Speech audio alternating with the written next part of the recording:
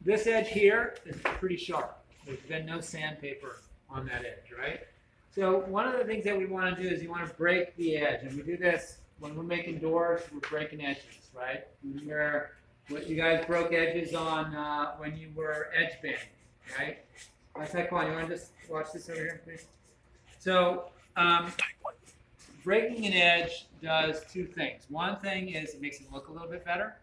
And two, it protects the edge. Okay, so if you break it a little bit, it's less likely to chip or tear should something come in contact with it or if it hits something. Okay, and it can be really subtle. I mean, you can break the edge a lot, or you can break it a little. So you can break it too much, you can break it not enough. That just right break is going to vary also from shop to shop. Okay, some shops will do almost a complete round over, like a 16th inch round over. And depending on what they're doing, like maybe they use on their cabinets, they might put a solid wood edge on everything instead of a veneer tape like we do, which is going to be thicker, right? It could be 1/8 of an inch or 1/4 of an inch solid wood that they put onto the edges of their cabinets instead of edge tape.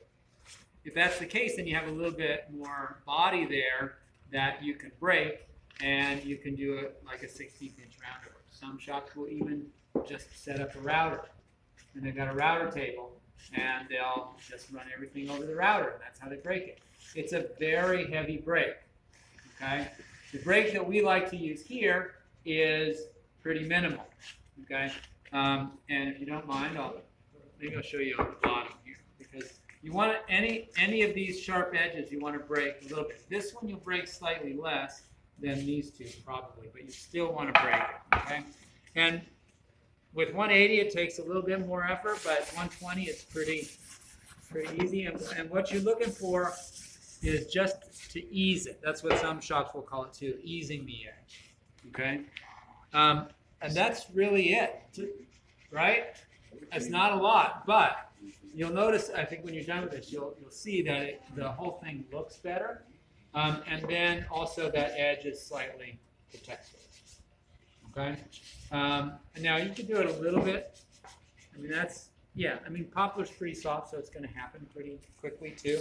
But that's all you need to do, and you're going to do that on all 4 edges of the underside, all 4 edges of the top. And then I would hit this edge as well. Any sharp edge, any edge that's at like 90 degrees, you're going to want to break the edge.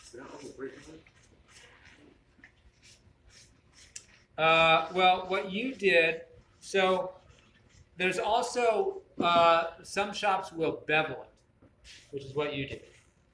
Okay, and beveling the edge, and then you didn't do it on the top really at all, right? But yeah, the bottom edge is a little overdone, but it's a bevel. I wouldn't do it anymore unless you want to round it over. The other edge that, so you can also, you see that block? So there's also a beveled edge, which is as you notice, I sort of eased it like this, but you can also just hold the block at 45. And you put a little bevel on there. Okay?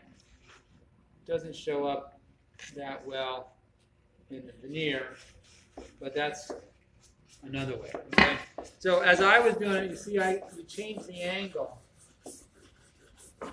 when you're breaking the edge. The oak is a little harder than the poplar, so it's taking a little bit more effort to break it, but that's okay. So you just have to develop an eye. Yes, the mitered edge too. Right, let me see yours again. So you typically want to break these edges a little bit too, and that you just do you do that by hand. Okay, and you got to do it very gently. Right. So you just kind of.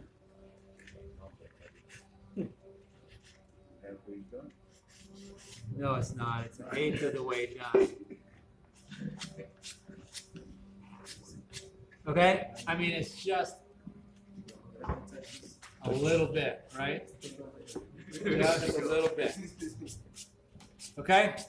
So as you're finished, show me your board, and I will give you the thumbs up or the thumbs down or the one thumb up, one thumb down.